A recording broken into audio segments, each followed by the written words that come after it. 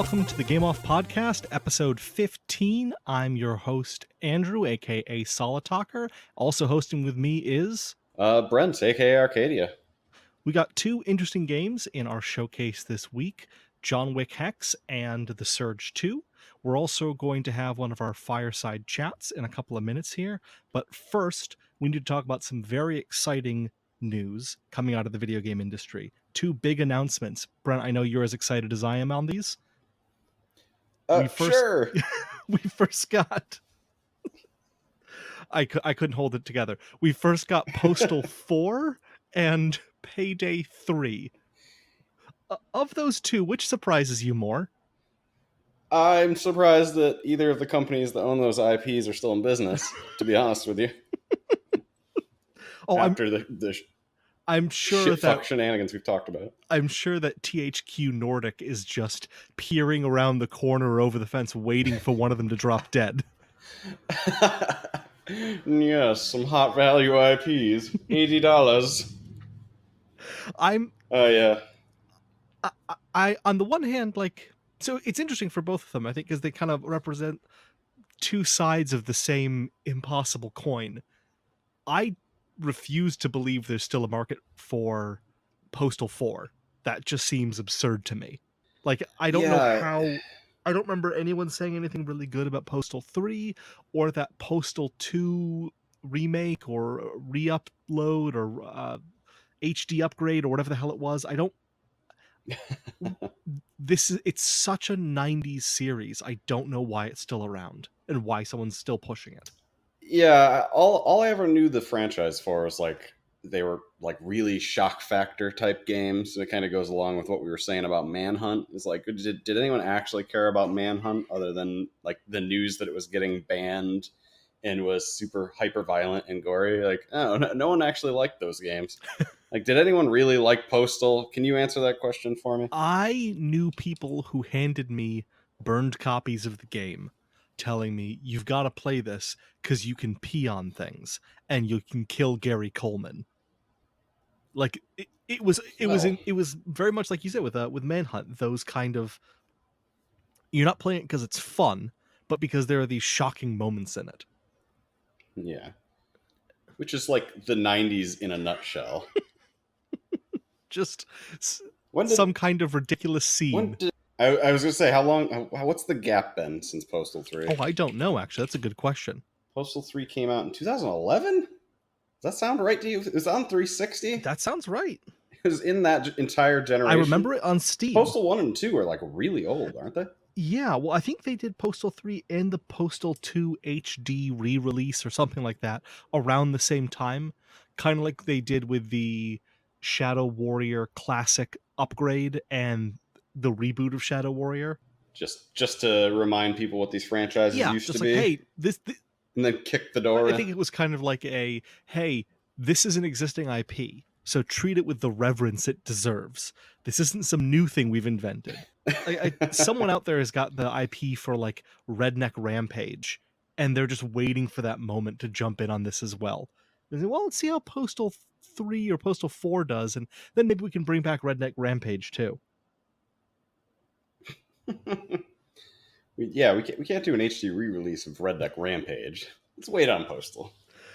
So that just, it shocked me that anyone was even out there still holding the IP and able to put together a teaser trailer. Yeah, so what did you glean from the teaser? Is there any actual information on this game? I didn't really...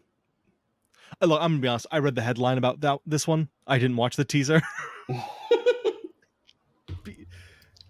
Well, that's how interesting that announce was. I'm not gonna try and lie my way through it. I didn't watch the teaser, but it's... No, what mood did that trailer cut, Andy? Okay, let me paint for you a picture. We open on a trailer park, and a very angry man in a 90s styled post office uniform. Back when in the 90s when they used to use Fly Like an Eagle in the postman commercials and the post office commercials. Yeah, imagine that outfit. Yeah. And maybe even Steve Miller in the background as this is going on. Maybe it was that. I couldn't tell. And you see him and he's walking into his trailer and he sees his extremely obese wife, because it's a 90s movie, so obviously he's got an extremely I'm not going to keep going this because I think I'm actually just describing the opening scene to Postal the movie, if you remember that one. Oh, that that classic. wonderful Uwe Boll movie with I don't even remember who was in that. Maybe Zach Ward. He had so many hits, that guy. I miss him. Postal 3 had a 24% on Metacritic, side note. Yeah, no wonder they're making a sequel. 24, you can only go up. No wonder. Well, you got a 3 out of 4 shot of going up. Well, yeah. I mean, if you just make a game that plays nowadays, you can get a 50. Like, you really have to go out of your way to make it a mediocre The other game. bit was Starbreeze announcing Payday 3 in 2022 or 2023. That seems a bit premature. Doesn't it? Doesn't it seem like that's a ways out to be announcing a game when your company is undergoing massive restructuring due to bankruptcy? Yeah. Do you know if they're publicly traded? Like, is there any reason that they need to like instill confidence in investors, or are they just shooting from the hip here? I think that they've hang? asked for a couple of extensions from creditors, so maybe this is a part of that. We promise we're still working on video games, and we're not going to just run to the fucking Bermuda with this probably money. I don't wink wink. I don't see it going well for them. I don't think they're going to be able to bring back a lot of the goodwill that they lost with Payday 2. Yeah, I mean, as someone who primarily plays on console, like right out of the gate, Payday 2 was a fucking disaster, because they announced that as it was coming out, they were ending support for it, and nobody understood what the fuck was happening. I remember stories from their support team of people being told just to go buy it on PC when they called in with Xbox and PS4 issues. Yeah, that's great customer service right there. And then that Walking Dead game, which we've covered on this podcast. It was within the last 9 months, and I've forgotten the name of it already because it was. They also had that World War II game where they actually got John Cleese to do like narration and do a character voice for. Oh, that's so sad. Yeah, John Cleese got fucking conned. We're a real company, we swear. Hell, Starbreeze and Overkill were doing well enough that they got the John Wick license. Like that was Payday 2 was John Wick's first appearance in gaming. Oh, I didn't even know that. Yeah, he was a playable character. They added a new class. I think they added a whole new set of weapons and missions just for the John Wick character set, John Wick DLC. That's strange. They must have some shrewd fucking negotiators, because they've gotten some pretty big licenses and not delivered on them at this point. They sold the publishing rights to System Shock 3, which there was no one was going to buy that. And then they sold the publishing rights to Psychonauts 2, which no one was going to buy that either. Yeah, I don't know, man. I feel bad because I liked some of the games they put out. Like I think they were the ones who published Brother: A Tale of Two Souls, or whatever the heck that game was called. Oh yeah, that game was very good. They did publish that. You're right, and it's an indie gem, and maybe they should go back to more of that style and stop trying to break into fucking AAA gaming. It's like Deep Silver. It's like they know what they're about. They don't try and be AAA. Well, I mean, to use a very stupid term, they stay in their lane. But it's because if they drove out of their lane, they would crash and kill everyone. They also developed or they also published Dead by Daylight, which was another big one. Yeah, that made sense. But then they also developed that really good Syndicate game. I mean, I remember it coming out, but I don't think anyone played that in earnest. And then before that, they did the Chronicles of Riddick games, which were good. And yeah, sure, that was Vin Diesel's own gaming studio made those, and then I don't know what happened to Vin Diesel's gaming studio. Yeah, I don't really know either. Memories. Yeah, so that's that. Anyway. I found those two announcements very amusing because they just seemed like shouting into an empty cave. Like, who are you announcing this to? Who are you announcing these games to? I've read a lot of gaming news over the last 2 days. I didn't even see these announcements. So maybe they were just announcing to me. I yeah, they just send you an email. Andy, you're the guy. You're the one we want to sell this to. And even you're Eh, like, eh, I'll I see don't how care. people like Payday 3 before I, because I put in like 600 hours into Payday 2. I loved that game. I'm not excited for a Payday 3 if they make one. I don't think they will. I don't think they'll be around long enough. That's But not a great no. sign. Speaking of games that I put a ton of time into and I don't give a shit about the latest iteration, WoW Classic. I put in something like 400 real life days into that game, which if you do the math is preposterous. Because that means that I was played 400 waking day hours, which means that translates into like 3 straight waking years or something. It's upsetting to think about. I'm getting sad talking about it. But anyway, um, so WoW Classics come out. It's sort of, I don't want to say taking the world by storm. A lot of people are talking about WoW Classic, are excited about WoW Classic. I'm admittedly not a nostalgic person at all. So even though I played WoW Classic, and honestly, it like changed my perspective of video games. Not WoW Classic, WoW Vanilla when it first came out back in 2004. It really changed me as a gamer. But I had zero interest in going back and re-experiencing that. Like we've moved forward as an industry. MMOs have moved forward. I didn't see any appeal to going back to it. So it didn't bother me that it was out. It still is weird to me that people get really excited and are dumping in a ton of time to it. Seems like a lot of that's fallen off already, but that's neither here nor there. The first thing that bothered me about the existence of WoW Classic was when they announced today that they're going to be releasing a content patch for it for Dire Maul, which, if you didn't play World of Warcraft, is just a high end dungeon that you can run. It's Okay. actually 3 Okay. dungeons put together. It's not technically end game because you're supposed to run it at like 55, level 55, and the cap is level 60. So it's just really high level dungeons. What bothered me was that this content patch came out 5 months after the initial game release. Okay. Um, and it was just because like it was a very different landscape with MMOs back then. People took their time leveling up. That seemed like the right time to release the content, yada yada yada. But for WoW Classic, the cadence for this patch was actually a month and a half.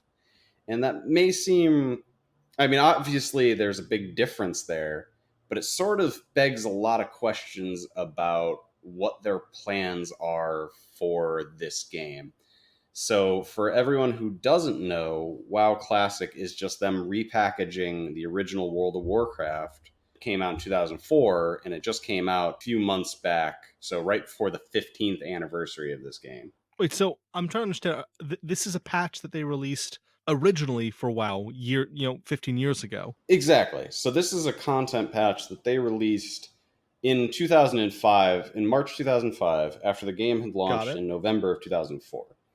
So, so what we're seeing here is a completely different cadence of content release for this WoW Classic patch, or for the complete existence of WoW Classic, which to me sort of calls into question the whole integrity of the idea of WoW Classic. So everyone's come back to re-experience this nostalgia, but they're sort of injecting content when they see fit to keep people interested in the nostalgia and not actually meeting the same like beats the original game did.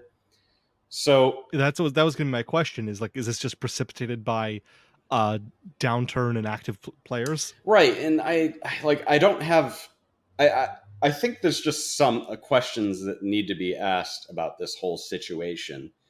And I don't necessarily look upon this negatively because obviously the cadence was we're actively developing it, we're going to release it as soon as it's available.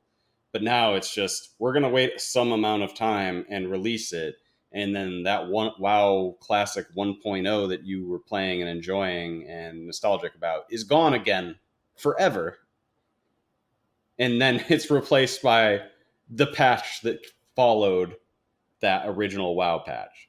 So even WoW Classic, which is just a nostalgia factory for a lot of people, is now changing completely. There's already that patch wasn't even the first patch that came out following the game. So presumably that's like also a catch-up patch for the patches leading up to that. So that means that the game just got patched a whole bunch.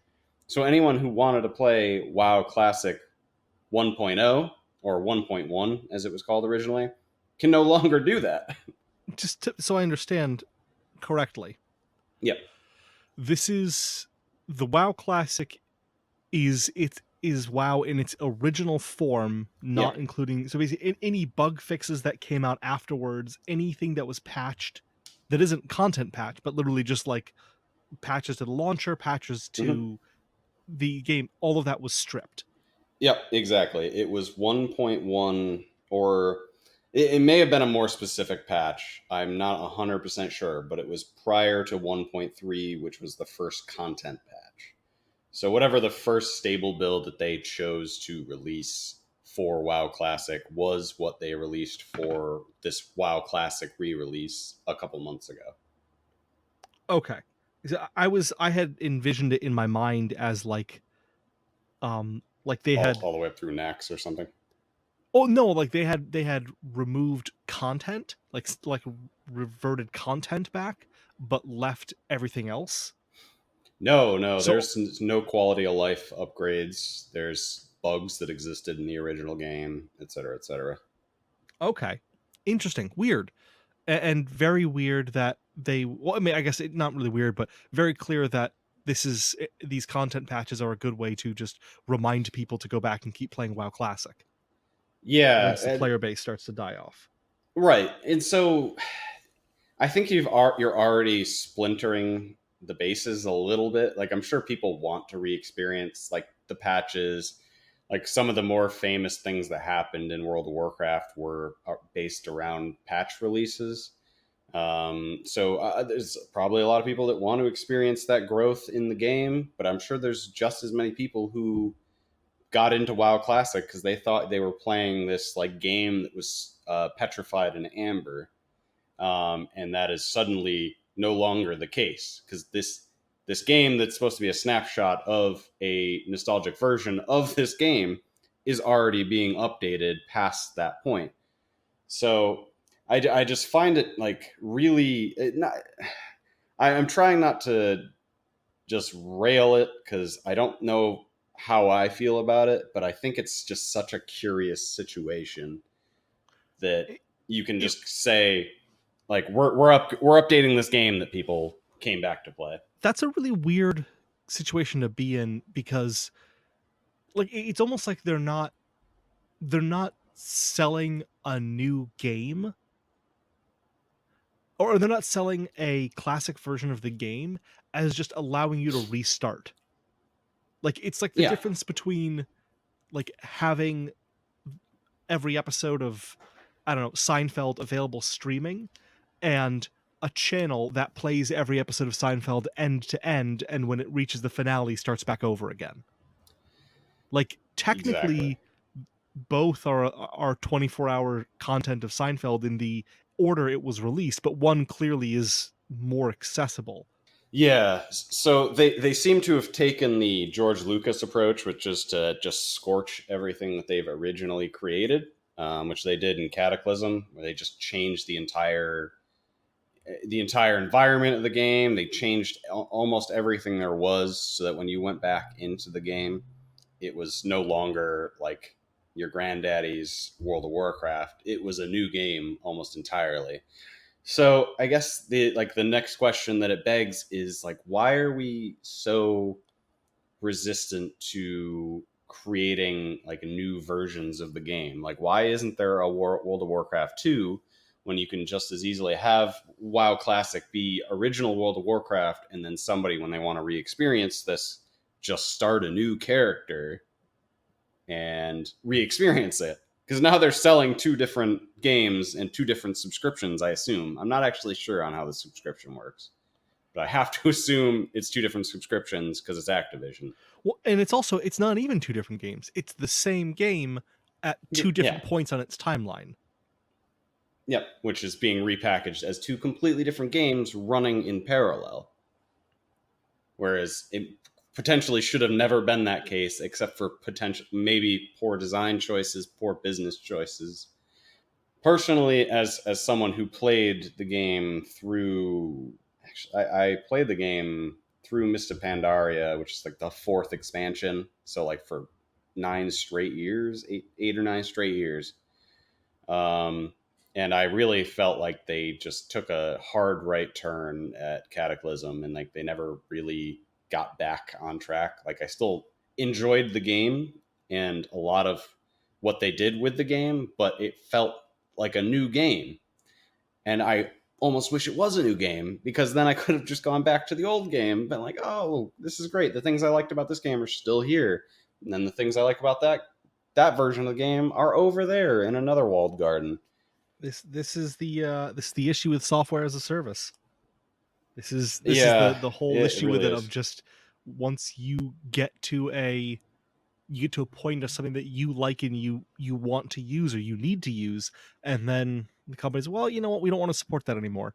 We need to move in a different direction, and because this is all service based, you're just coming along with us.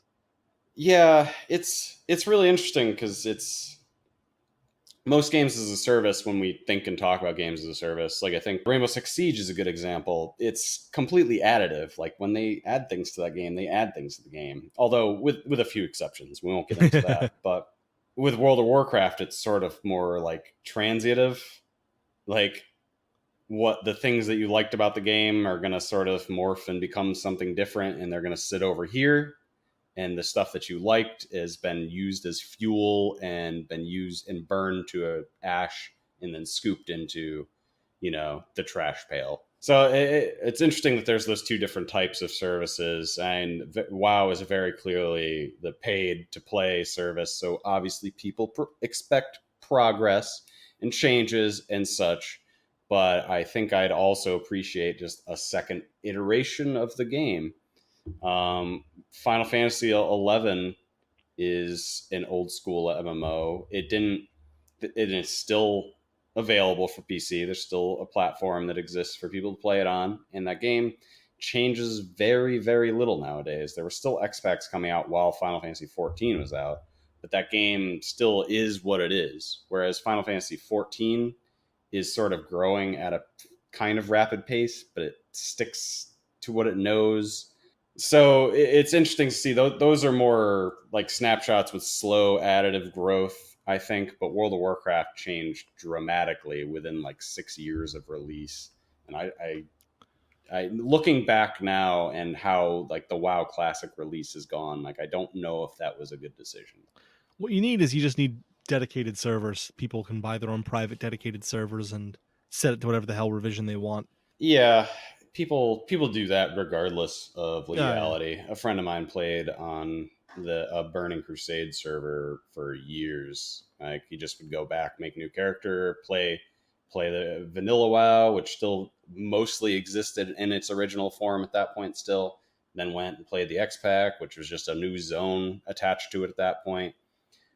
Same thing happened when the third X-Pack came out. Wrath of the Lich King basically just added a new zone, but it was still fundamentally the same game. And then the fourth X-Pack came around, Cataclysm, and then it burns that literally and figuratively burned everything to the ground and changed it all, and yada yada yada. But it's an interesting side of the gaming industry that a lot of people aren't familiar with. Yeah, I mean, I have no I experience with WoW whatsoever. So other than just knowing that vanilla WoW or classic WoW was the thing that was out and the general idea of it, I had no idea how its Yeah, rollout, how it was going to do content. I kind of just assumed it was like a remaster kind of thing. Like they took the original experience and then they just, re-released it again, but all the quality of life things are there and all the bug fixes are there, but they just reverted the content back. But clearly that's not the case. yeah, it's been an interesting ride for sure. but I won't beat this topic to death. Just some things to chew on. Okay, well let's move on to our fireside chat. Do you got your question up there? What's your guilty TV show pleasure? Ah. This is a question. So this is a tough one because I don't watch anything. Um and that's not to be like some kind of super poncy like, oh, Well, I don't own a TV. We prefer to spend our evenings reading and discussing apartheid or something. Like, no, it's it, I spend most of my free time playing games, and I watch a lot of shit on YouTube. So I've got a lot of guilty pleasures on YouTube, but I don't really watch much on TV. What I do watch is stuff that Erin watches. She puts on. Erin being my wife. that was what I was going to ask. And there's a lot of CW There's a lot going of on in the house. CW. We watched the the premiere of the new season of Riverdale yesterday. Riverdale is so amazing to watch because it's such garbage. The last 2 seasons have basically started with like 30 seconds of expository like, I'm glad that everything that was in the cliffhanger from last season is all set and done. Anyways, like this the most recent one was basically like, oh, that thing that we were dealing with for the past 2 seasons, I'm glad that's over. It's basically the stuff of legends now because no one even believes it happened. So don't be surprised if we never reference it again. Like that level of bullshit. But when I actually was watching a lot of TV, I watch a lot of children's shows and children's TV and cartoons. The example? I watched a lot of stuff from when I was a kid. Like I watched a lot of like Pirates of Dark Water or Pirates of Black Water, might have been one of the two. I never remember which one it is. It was pretty rad. But the most recent one actually would probably be Jane the Virgin. Erin was watching that and I got sucked in. Oh. Thoroughly enjoyed that show, and I think it's, I mean, I wasn't ashamed of it. I think I pretty openly admitted and tried to get us to talk about it. You're not ashamed of much, in your defense. That's true.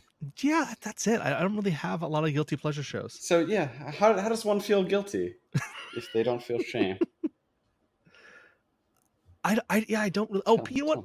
Maybe People's Court, because People's Court doesn't stream anywhere that I've been able to find, so I only get to see it like when I'm at someone's house who has basic cable, or occasionally someone will open and upload an episode to YouTube, and I'll just like happen to, my Google alert will pop up and Google alert for People's Court.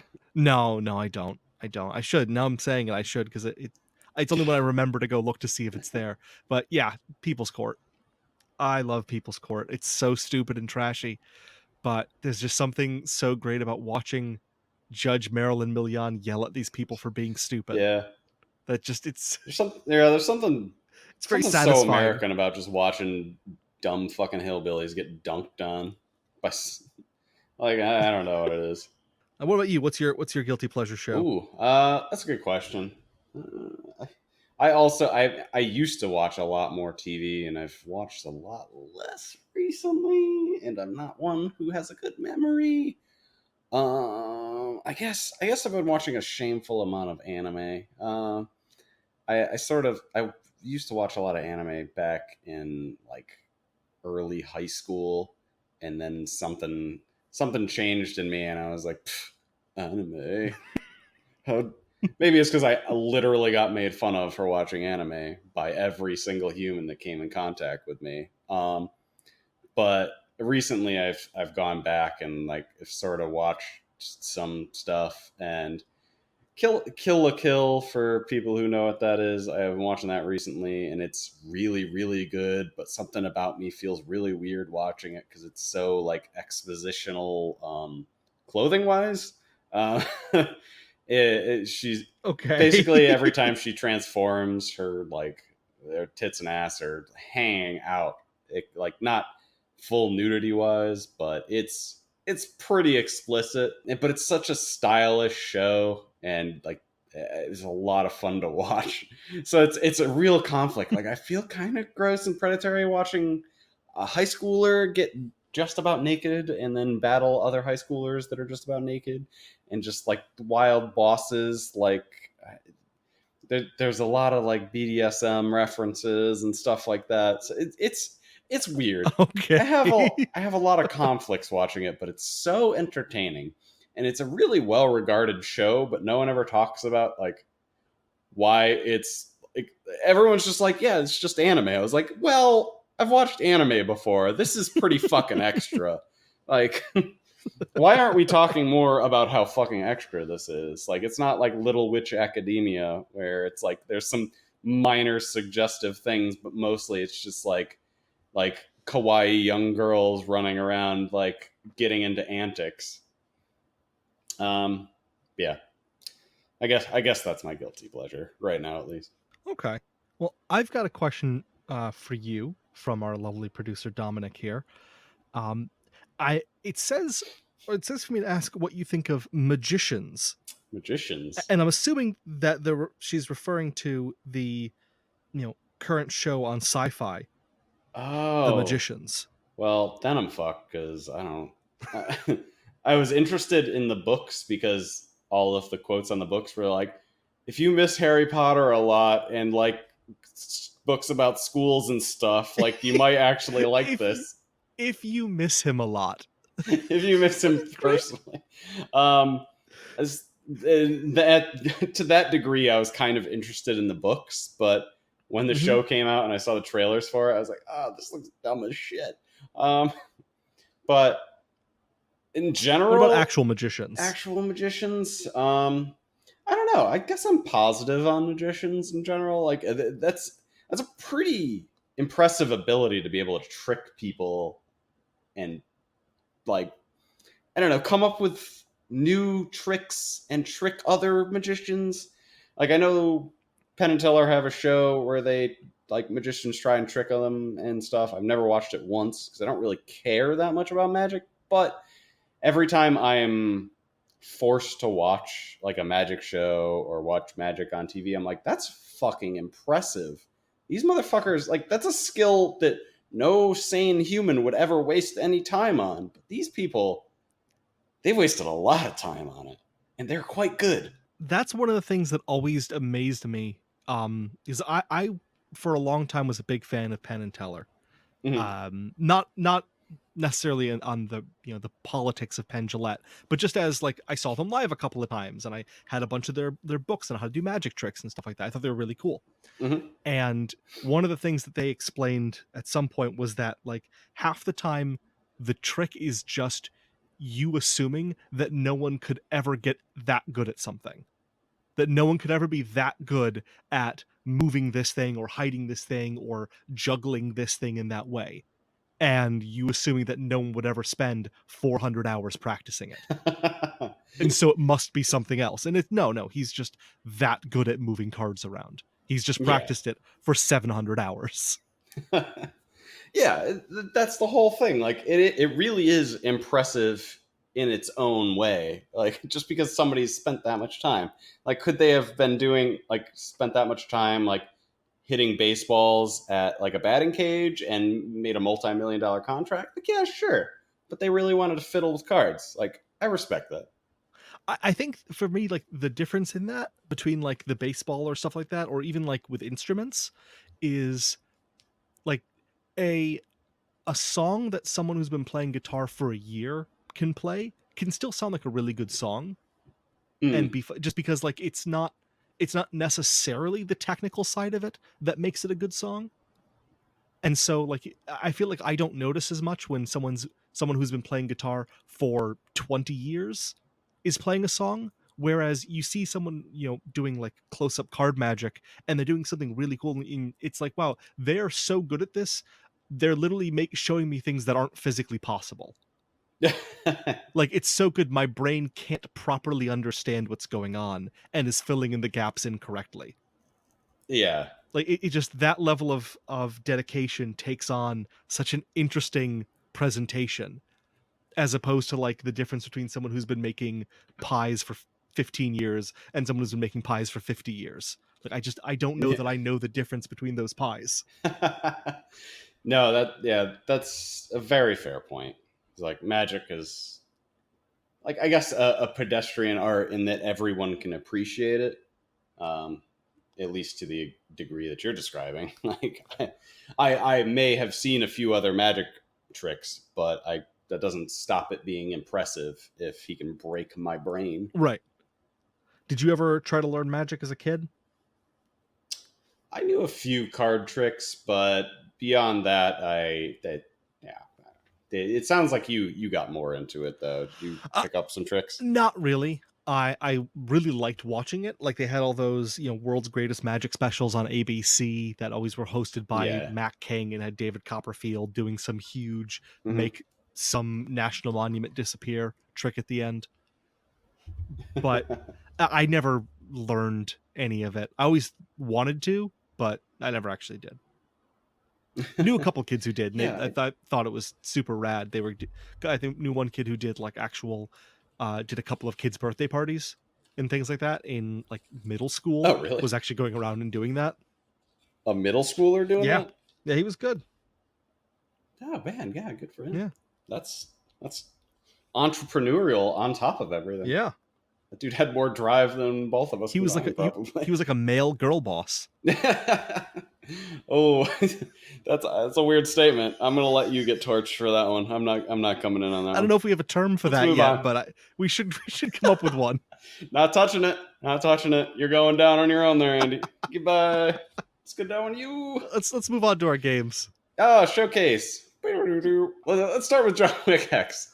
John Tell Wick us. Hex is a movie universe tie-in game. It's not a direct movie tie-in like the old Harry Potter or Spider-Man games on PlayStation or anything. Based on what? I'm not there yet. Based on the John Wick series franchise of films. I think they've done 3 so far. I think the third one is upcoming. John Wick. John Wick 3, Yeah, did that Parabellum. happen already? It's coming out on Blu-ray Okay. soon.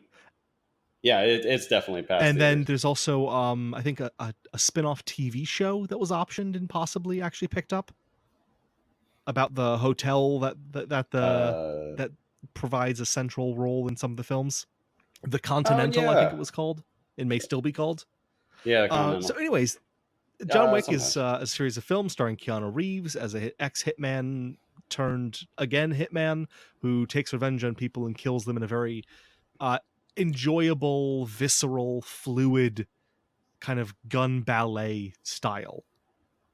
A lot of the movie focuses on these really well choreographed fight scenes where he's moving from one enemy to another, disarming one and then shooting another one and throwing a guy on the floor, and then in a way that looks extremely cool and also very real, if that makes sense. Yeah, watch John Wick. Those are cool movies. John Wick Hex is the tie-in game for that universe made by Mike Bithell. Is that how he pronounces it? I think it's Bethel, right?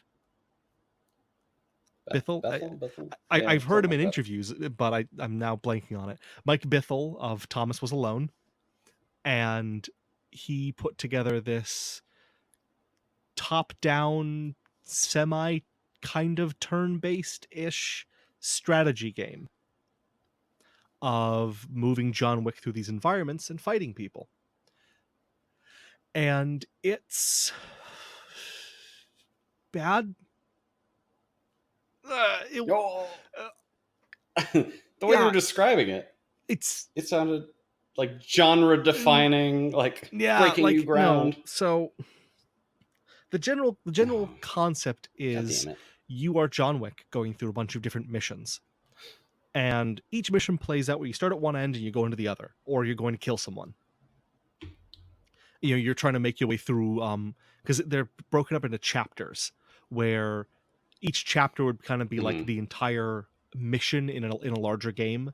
So the first part. So Hitman Go. Kind of, yeah. Actually, Hitman Go is a good example of that. Each piece of the chapter moving you closer to the final target. Yeah, that's actually, thank you for bringing that up because I was trying to think of something to compare it to. Hitman Go, great comparison in its level structure. Gotcha. And at the beginning, you have a couple of gold coins, gold Krugerrands or doubloon or bullion or whatever it was, that you can spend on different upgrades for that set of missions, or to stash weapons and bandages at certain points because once you start, you can't really go back or restock or anything like that. You're going through this entire chapter.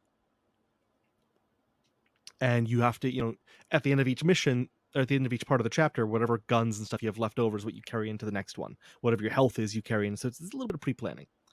But each chapter basically plays out. You're on a hex grid. You're John Wick, and you move around, find people, and either fight them with your fists or shoot them. You have a timeline across the top of the screen where where it kind of shows you what your next movement is how long it's going to take. So you move your cursor 3 spaces away, and it shows it's going to take you 1.5 seconds to walk there. Or you want to put on some bandages, it's going to be 4 seconds to put on bandages. The second another person comes into your field of view, you're now seeing their timeline as well. And it kind of shows you what their next thing they're going to do is on their timeline. And your timeline is right above it. So you see, okay, they're going to shoot me in 5 seconds, and I'm going to go through all of my options here and see how that plays against the 5 seconds till they're going to shoot me.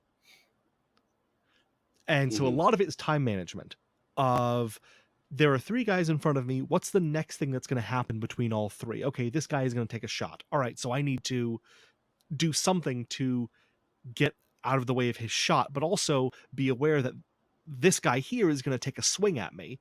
So I need to make sure that I'm accommodating. It's a lot of micromanaging your time and what's the word I'm looking for? Trade-offs.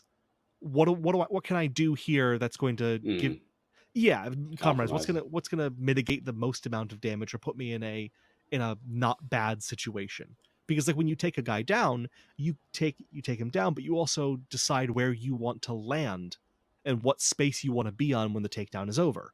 So you can kind of maneuver your way around through groups of people by taking a guy down, and then this puts you in position to take another guy down or to get behind cover or to break a line of sight. And you go through that, killing people and making your way to the final boss, where you fight them in whatever way. And each group of people fight slightly differently. Some of them are brawlers, some of them have different types of guns, some of them move differently.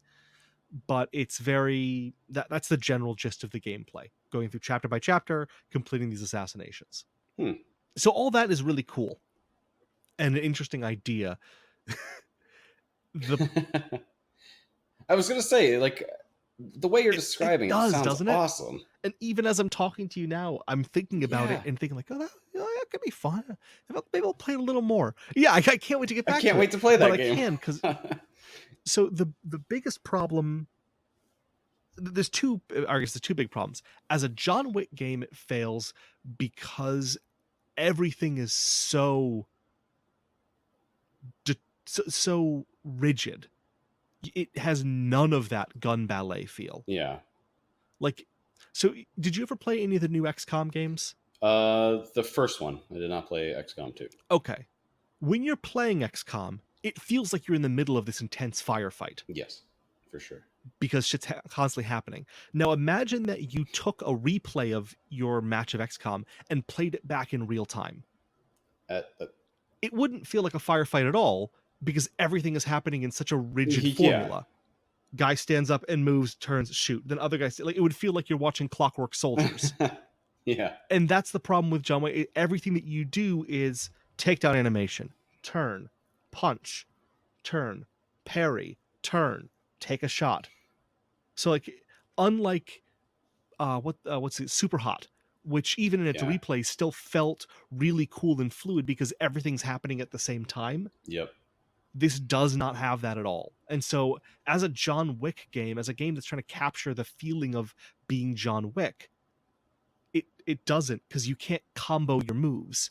When you take a guy down, you just take him down and he drops his gun. If you want his gun, you then have to take another move to pick up that gun, then turn, then shoot. There's no way to like disarm a guy and shoot him with his own gun, then turn and shoot another guy. Yeah. Like those kind of fluid motions. Everything is so prescribed. And, the only way to move quickly is to duck down and then roll. And ducking down takes a couple of seconds, and then rolling costs to move, to roll. So it's You're not diving out of the way. You're not quickly getting in or out of cover. It just doesn't feel like John Wick. Yeah. And I don't know that a game other than like Super Hot could really capture that feeling, because you kind of need to be reacting at a superhuman speed. Hmm. But and it's made so much worse by the fact that at the end of each level you can watch a replay of what happened that kind of does some cinematic camera angles based on where you are, and it makes it feel even more stodgy. Oh. And it doesn't they don't have the right the animations aren't smooth and fluid and varied enough. So there's kind of like two takedown animations that they just replay over and over again. And the punching is just punch, rotate in place, punch the guy next to you, rotate in place. It's such a cool idea. And all of those things wouldn't even, I think, be as bad if it weren't a John Wick branded game. Like if this was like Yeah. Steve Shooty Pants Fight Experience by Mike Bithell, I'm, oh, okay, cool, Steve Shooty Pants, I can get into that. And I wouldn't be thinking of how stodgy it is, because John Wick is so much about this fluid, beautiful ballet of gun violence. I mean, that's completely fair. Like, So I think you bought a John Wick game, you expect John Wick. I think as a John Wick or as a John Wick game, it fails, and as a just general strategy game, it's almost in that weird spot of it should either be 10 or like 25% simpler or 50% more complex. Hmm. Like Hitman Go is a great amount of simplicity. There's not really a lot of different options in how to approach a situation, but they do a lot with it from level design. Yeah. Whereas John Wick Hex has a lot of things that, like disarming, where you like, I can throw a gun at someone to stun them for a second. I can parry them to stun them for a second, but I can't disarm someone to get a gun from them. And that, it feels like such a missed thing. Like this is something that would make sense to do. There's no way to take the bullets off from a gun off the ground and take them with me. So I'm Hmm. just picking up half loaded weapons constantly. Yeah. I mean, that's half the movies. Like he goes into fights well armed and then somehow whizzes through all the bullets, and then he's just got to figure it out. Yeah, but he's also like doing it quickly and elegantly. Yeah, exactly. So All those fight scenes are nonstop. yeah, exactly. And there's a lot of that and a lot of opportunities where I'm just kind of standing and like keep hitting the wait button to wait for someone to go around a corner so I can shoot them, Hmm. because they're just, that's the opportunity that you're waiting for. But it's not a stealth game, so Yeah. standing around waiting for the guy to turn the corner so I can shoot him feels weird. I don't know. It hit none of the right notes for me. And did you ever see any playthroughs of Narbacular Drop? No, it doesn't sound This was familiar. the game that I think it was a couple of college kids put together. That Valve saw and brought them on to create Portal. Like I think it was more Oh. fantasy themed, but it was still about creating portals and using them to solve puzzles in a very rudimentary way. It might have been on like an old, the Unreal Yeah. Tournament 2004 engine or something like that. But like this Hmm. came out, and it kind of got some attention and people thought it was really cool. And then Valve brought them on, like, hey, make a game with this concept, but good. And this But feels good. like it should be that for a really good strategy game and a really good top-down fighting, Yeah. fighting and shooting game. I really want someone to take the core concepts here, or even just give Mike Bithell a larger team and more money and more time to take this and make it. I'm sure he could manage that himself. He just doesn't seem to want Like to. There's no way after Thomas was alone he I couldn't have listened done to a that. lot of interviews with him, and he seems like a really cool guy. He seemed like he was really excited to work on this project and proud of what he did. So it doesn't feel like it's laziness. It doesn't feel like it's complacency or Yeah. shoddy craftsmanship. No, it sounds like a lot of half-cocked ideas that maybe he just didn't have the time to execute because it would have taken 3 more years based on the budget and manpower that he had. Yeah, so that is my those are my impressions of John Wick Hex.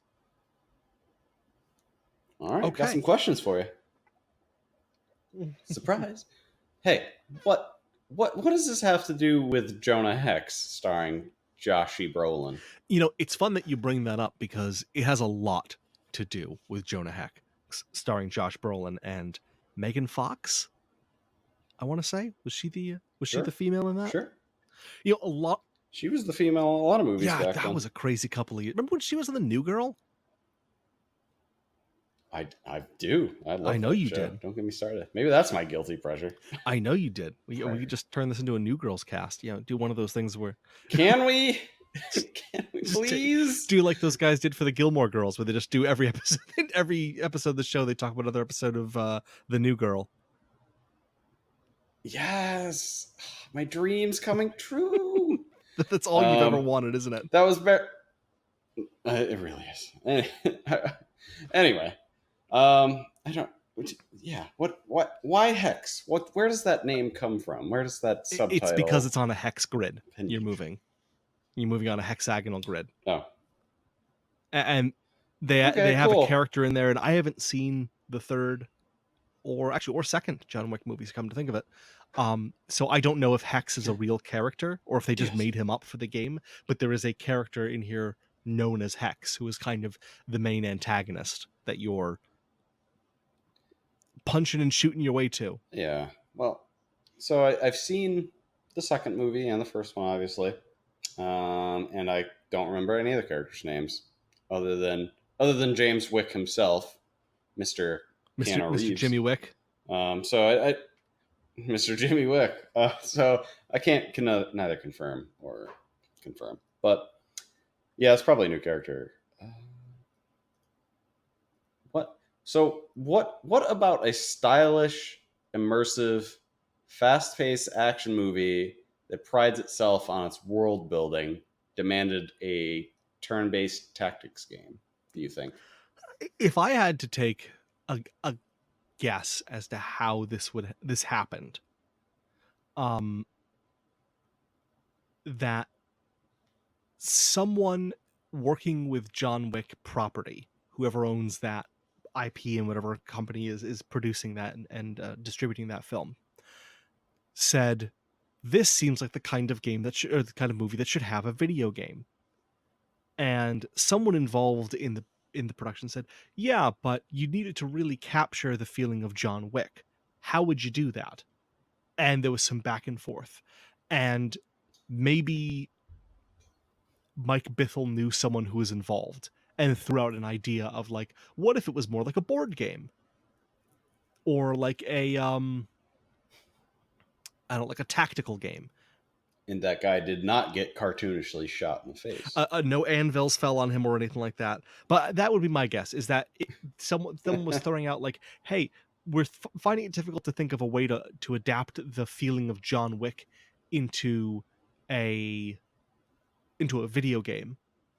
And we're looking for out-of-the-box ideas on how that would be done. And we're maybe looking to not spend a lot of money, so we're going to go with some more well-known indie developers. I don't really know how it got there. I know I listened to an interview where Mike Bithell explained it, and I don't remember any of it. I think we've already beat this one to death. Does it execute on any of what makes the movie special? No, it does not. How much Keanu Reeves' goodwill does this game bank on? Not a lot, because the characters have a passing resemblance to the characters in the movie. I mean, it's very stylized, so it doesn't really look like Keanu Reeves, but it also wouldn't because of how stylized it is. I don't think about the fact that it's Keanu Reeves while I'm playing it. That might be a good thing, honestly. How many bad Russian accents did you count while playing? I actually didn't notice any, come to think of it. Was it heavily voice acted? There are some cutscene kind of things in between levels with what's his name? Lance Reddick and Ian McShane as their characters from the film, and what's his name? The guy that does all the video game voices, um, Troy Baker. Troy Baker as Hex. Oh yeah, of course. I don't know that there was much other than like kind of incidental diegetic dialogue that actually shows up in the game. Okay, that was all the questions I had. Yeah, why don't you tell us a bit about your game, the name of which I haven't forgotten because it's The Surge 2 is the sequel to the hit game, The Surge 1. I'm exaggerating with the phrase hit, but it's a Dark Souls esque action RPG. It has a high difficulty curve. So, in this universe, it's sort of a not too distant future. You get, in both games, you get a rig. This rig is sort of like an exoskeleton for your body, and it's the basis for all of the RPG mechanics in the game. You upgrade your arms, your legs, whatever. You do this by hacking off different parts of your opponent's bodies, and using those parts to upgrade that specific piece. So you chop off an arm, you upgrade your arm. Chop off a leg, you upgrade your leg piece, et cetera, et cetera. The mechanics handle actually shockingly well. As someone who played the original Surge just over a year ago, I must say I was surprised at how fluid the game felt. I also played Lords of the Fallen. That game was very much supposed to be like a Dark Souls knockoff. So I'm still very happy that they sort of changed gears and found their own niche in this sort of subgenre. And it's much more. because they've basically been trying to nail the Dark Souls formula for a while now. Yeah, this would have been their third attempt to like really break into it. And unfortunately, this game doesn't do much to add on to what they've already built in the previous two games. I think the Surge 1 was more of a departure to Lords of the Fallen than the Surge 2 is to Surge 1. It really feels like it was just a really, really large expansion pack. So I'm going to have some trouble. I'm going to have some trouble differentiating Surge 2 as its own thing from the Surge 1 because I played the Surge 1. And to quote Andy, if you played the Surge 1, you'll probably like the Surge 2 because it's basically the same fucking game.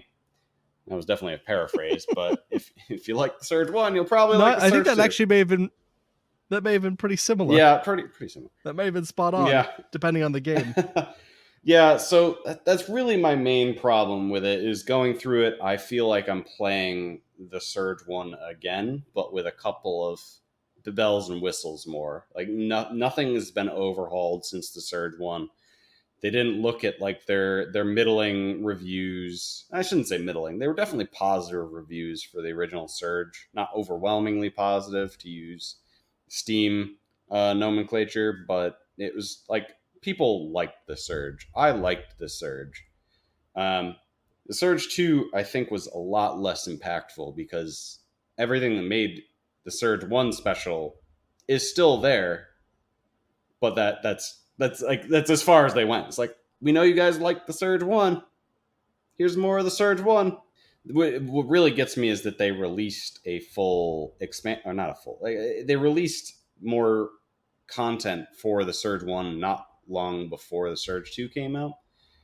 So I just don't understand why they didn't just keep making content for the original Surge, which was a successful game and apparently successful enough to keep making DLC. I don't know why they... Oh, I mean, come on, Brent. You know why. Yeah, it's money. Why. It's money. I just want people to take their time and make just sit and think and just deconstruct what makes a game so good. Hey, like, we have this limb chopping mechanic in this game. People really seem to like it. This isn't something that's in Dark Souls games. It's like, it's not I forget what article I read. It's not a gimmick, it's a hook. That was the way they phrased it. Oh, I like that. Yeah. So like the hook for this game was, I'll give you credit, whoever that is, once I figure it out. But the hook was entirely that you can target individual, like you're still in the same combat, but you focus on a different part of the limbs. And like I thought going into it, it would be gimmicky, but it's not at all. It's like a really good hook for the game, and it keeps you really interested in the combat. And when you're going back to old environments and you have to farm out like old content, like, you're doing it in a specific way. You're not just mindlessly like fucking blasting everything to bits because you're a god now. Like you still have to go in with some sort of I don't know, some sort of specific idea of what you need to do in that zone. So it keeps even old content a bit fresh. But I don't know. I don't have many positive things to say about the Surge 2 other than it's more Surge 1, and I like the Surge 1. So for the most part, even my notes on the game were mostly negative, which really breaks my heart because I still had a lot of fun with the Surge 2. But from out of everything I've described about the Surge 1, that is exactly the same case in this game. Yeah, I guess upgrading was a bit easier. It was really all quality of life experiences that were a bit better, which I appreciate. But Yeah. I just want. What are your questions on the game, Andy? So obviously this game borrows very heavily from another game that you and I both know very well, and that's 1993's Cyborg Justice on the Sega Mega Drive by Novo Trade. Yep. You're familiar with this game, right? Yeah. This game's straight up rip off that game. 100%. Yeah. So in 1993 Cyborg Justice on the Sega Mega Drive by developer Novo Trade, you are a robot man who fights other robot men. I'm just stating this for the two people out there who may not have played this game. It almost feels ridiculous that I have to explain it at all because it is a ubiquitous game like Yeah, Tetris no, that's fair. or Pong. But it's a side-scrolling brawler beat 'em up where you're a robot and you can rip off other robots' arms and legs and attach them to yourself. And so you can rip off their like chainsaw arm and attach it to yourself, and now you have a chainsaw arm instead. Cool stuff. How does the upgrading actually work with dismemberment in this game? Is it literally ripping off people's arms and attaching them to yourself? Do you have to take them back to a workbench? Like, how does that work? Oh, it's much more boring than that. It's so much more boring. So the closest it comes is when you rip off arms that are holding a weapon, which is I think almost always a right arm because everyone's got a dominant right arm in the perfect utopia. As a left-hander, I feel that. I don't like that. I feel yeah. attacked. I mean, I didn't say it. Deck 13 did. Okay, but anyway. Noted. So the closest you get is when you tear off arms that contain weapons, and then you can immediately use the weapon. The bad news is most of the time they are not upgraded to a tier where they're actually useful, so you still have to go and upgrade them before they're useful. But for the most part, when you're tearing off arms and legs and chest pieces and heads, you're getting a schematic to make those pieces, and then you have to go back to make those pieces after you've gotten some schematic. So it's not like high octane, like, yeah, hot swap in, I got a new chest piece, let's go. It's, oh, cool, new chest piece. Let me run all the way back to what Dark Souls people would refer to as the bonfire. It's the med bay, where you go, your home base, whatever the nearest med bay is to you, and then you'd craft it. And then you'd upgrade. So, and then after that, you would cut off those limbs. Instead of getting schematics, you would get upgrade pieces that would allow you to upgrade it to the next tier, depending on the level of the enemy. So if your enemy is level 4, they'll drop level 4 upgrade pieces, and once you get up to level 4, like, you're more confident taking on the level 5 guys, and so you'll run and take the level 5 guys and farm them out for a bit, and then come back and upgrade, and it's more fun than the original game in some ways because you can you don't have to go back to old zones to do farming. So if you get like a new schematic and then you don't have the pieces for like level 1 upgrades and stuff, you don't have to run back to the level 1 zone to get them. You can break newer pieces down and they like have an exponential growth. Okay, that makes So you can sense. break down a level 4 piece into 2 level 3 pieces, et cetera, et cetera, et cetera. So it doesn't really bog down the action of the game as much as it did in the first time, and that's definitely a quality of life improvement.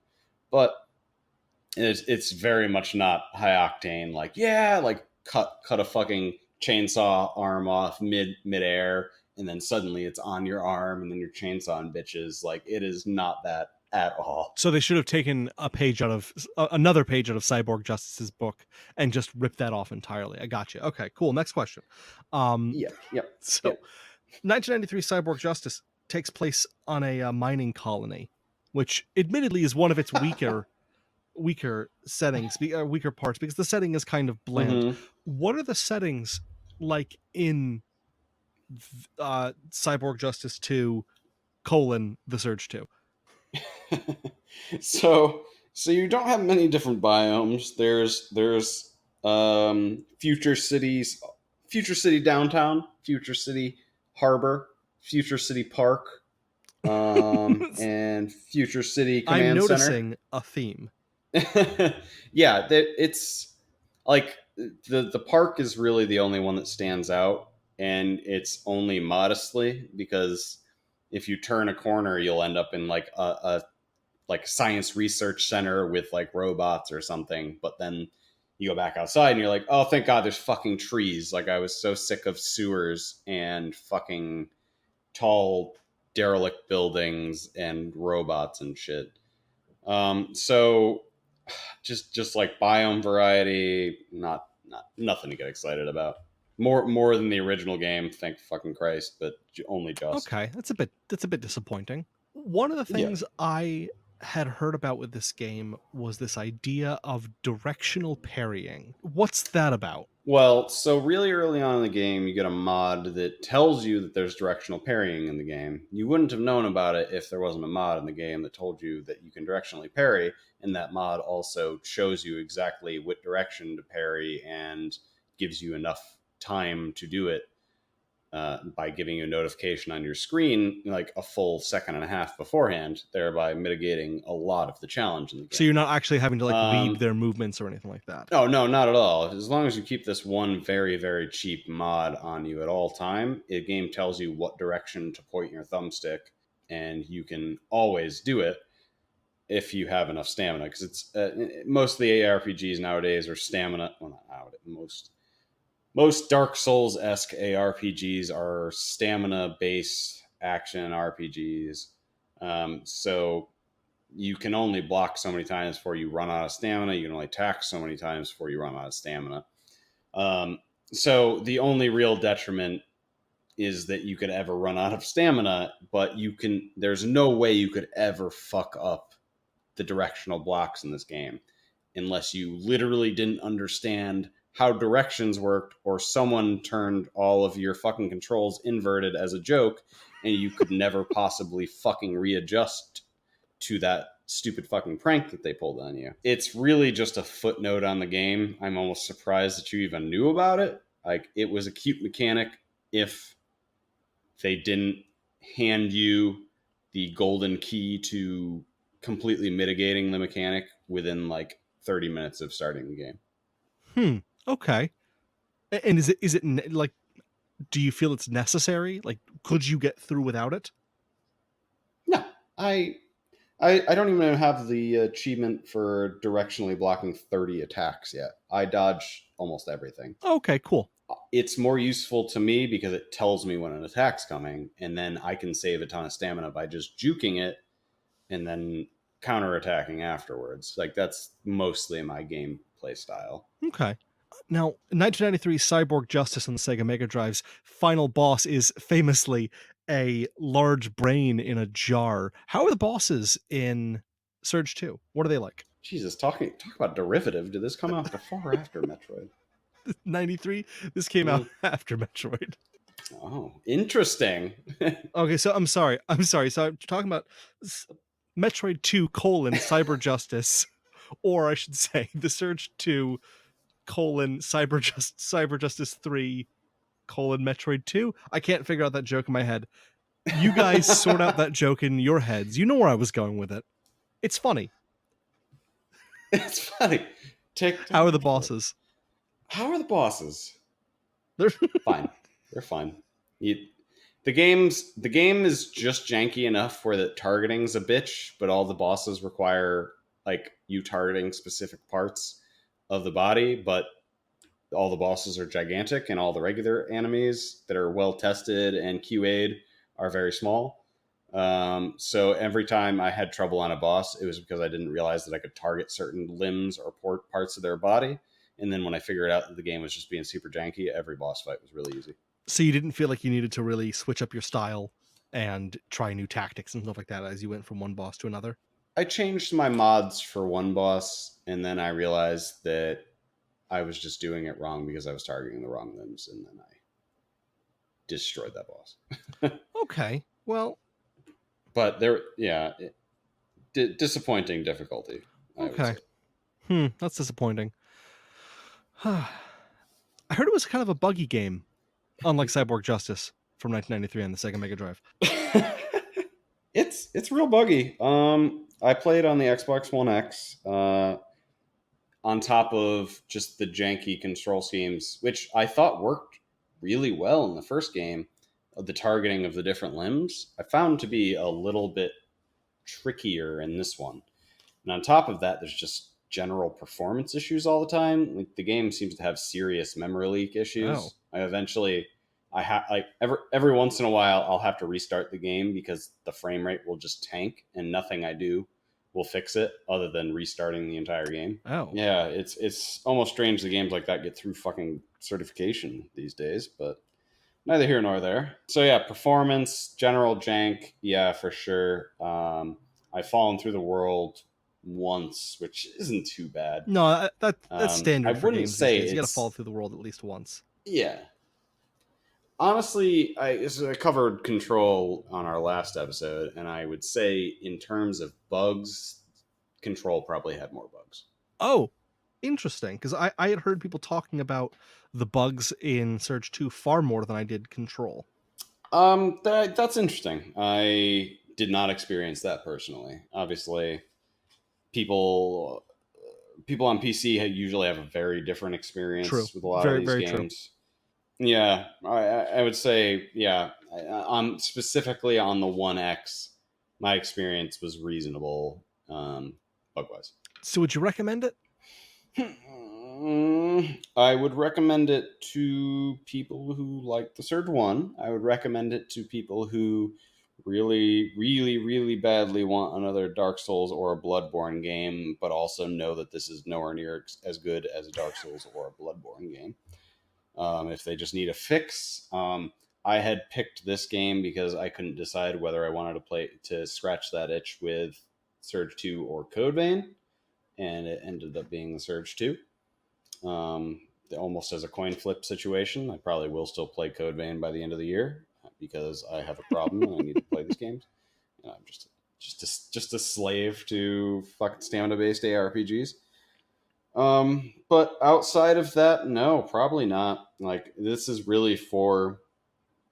like a niche within a niche. Like people that really want to scratch that itch and are willing to play games that are pointedly inferior to the games that defined those genres. Fucking Zot. I mean, it's true. Dark Souls is a better game. It's a better game. I knew that after I played the Surge 1, and I really like the Surge 1. I really like the Surge 2. Dark Souls is still a far, far better game than the Surge 2. Well, good to know. Yeah. So I guess that just leaves us to figure out where it falls on our standing here. Yeah, let's do it. I am going to put John Wick Hex at number 17 on our list. That's pretty far. We only got 22 games on the list. Yeah, actually, you know what? No, I'm going to put it at 16. I'm going to move Void Bastards down one. Oh. Because I was thinking like, oh, this. So you think it's worse than Anthem? God, well, I saw that active Control Z. in real time. Well, you're right. Okay, so I'm gonna put John Wick Hex at 15. Which, I mean, it's gonna get knocked down another spot anyways in a second, I'm sure. well, did you like Remnant? I don't remember. Well, okay, so here's the thing. At the time, I think I gave it fairly middling review. Since then, my opinion of it has changed considerably. Okay. And I don't want to get into a huge thing, because I'm sure this is something we'll address later on in the year. But my opinion of it has changed considerably since then. But at the time, I think I gave it like maybe a C+ or a B-. All right. I think I'm somewhere between 11 and 16.